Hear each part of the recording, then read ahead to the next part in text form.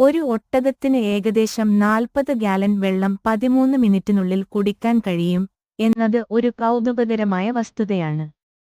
ഇത് ഒട്ടകങ്ങളുടെ ശരീരഘടനയുടെയും പരിസ്ഥിതിയുമായി ഇണങ്ങി ജീവിക്കാനുള്ള അവയുടെ കഴിവിന്റെയും ഒരു ഉദാഹരണമാണ്. ഒട്ടകങ്ങളുടെ ജലസംഭരണ ശേഷി. ഒട്ടകങ്ങൾ മരുഭൂമിയിലെ കഠിനമായ സാഹചര്യങ്ങളെ അതിജീവിക്കാൻ പ്രത്യേകമായി രൂപകൽപ്പന ചെയ്ത ജീവികളാണ്. അവയുടെ ശരീരത്തിലെ ഈ അസാധാരണമായ ജലസംഭരണ ശേഷി ഇതിന് വളരെയധികം സഹായിക്കുന്നു. വേഗത്തിൽ വെള്ളം കുടിക്കുന്നു. ഒട്ടകങ്ങൾക്ക് വളരെ കുറഞ്ഞ സമയം കൊണ്ട് വലിയ അളവിൽ വെള്ളം കുടിക്കാൻ സാധിക്കും. ഇത് അവയ്ക്ക് ജലസ്രോതസ്സുകൾ കുറവുള്ള മരുഭൂമിയിൽ നിന്ന് പരമാവധി വെള്ളം ശേഖരിക്കാൻ സഹായിക്കുന്നു. പലരുടെയും തെറ്റിദ്ധാരണ ഒട്ടകങ്ങൾ അവയുടെ പുറത്തുള്ള പൂഞ്ഞയിൽ വെള്ളം സംഭരിക്കുന്നു എന്നതാണ്. എന്നാൽ പൂഞ്ഞയിൽ കൊഴുപ്പാണ് സംഭരിക്കുന്നത്.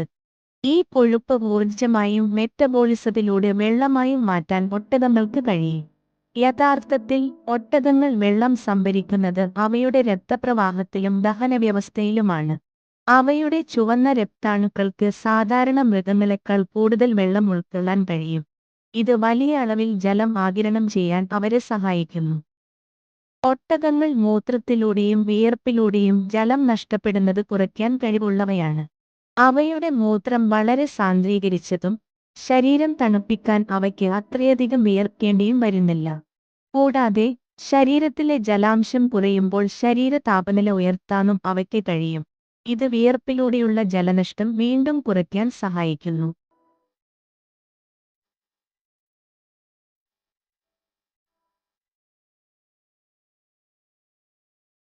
ജലാംശം നിലനിർത്താനുള്ള കഴിവ്. ഒട്ടകങ്ങൾക്ക് അവയുടെ ശരീരഭാരത്തിന്റെ 25% വരെ ജലാംശം നഷ്ടപ്പെട്ടാലും ജീവൻ നിലനിർത്താൻ സാധിക്കും. മറ്റ് സസ്തനികൾക്ക് 15% ജലനഷ്ടം സംഭവിക്കുമ്പോഴേക്കും ജീവൻ അപകടത്തിലാകും.